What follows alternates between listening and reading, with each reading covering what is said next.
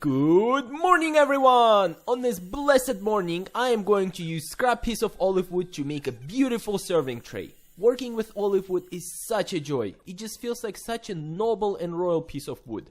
Thanks Sid for this great piece. If you live in Ontario, do visit Sid's sawmill for gorgeous pieces of olive like this. The guy is just absolutely the best. Once I cut out the middle part, which had least amount of cracks and was thickest, I proceeded to take it farther and chisel away the cracked parts.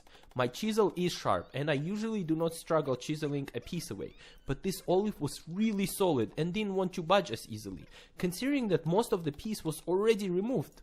But with some forceful persuasion, I managed to remove all the cracked parts off. Now that the piece was salvaged from this offcut, it was time to plane it.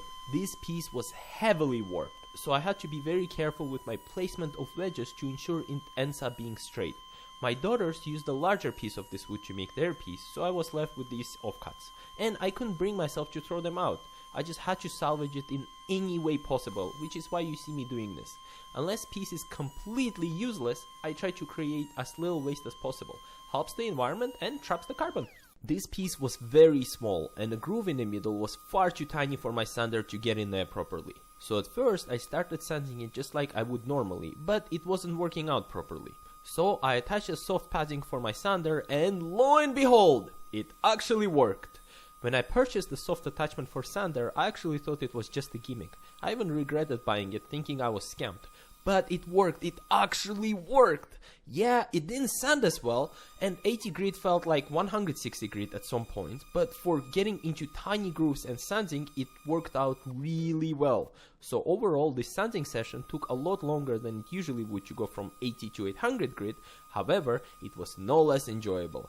The only annoying part was having to take the soft pad off and put it back on, and it did generate a lot more fine sawdust than usual, but I can't complain with how well this sanding session went. This piece was nice and smooth to the touch, just like all my pieces.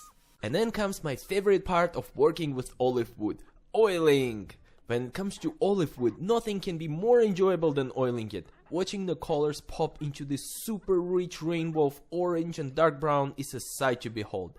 Every single layer of oil applied brings out more and more color and varies it. I just love how it is this rich dark orange and brownish in the middle and lighter hues of orange at the end with brown streaks throughout. Olive wood is tough and demands respect, but rightfully so. Once I oiled 3 layers per side, it was time to wax it. And this time I took my sweet time. This video might look slow, but it is actually sped up. A lot. I just moved extra slow to really bring out the shine from the piece.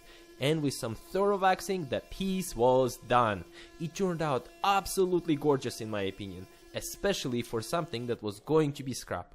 If I could improve something in the future, it would probably be to simply seal the cracks and keep the edges and leave them be a little bit thicker.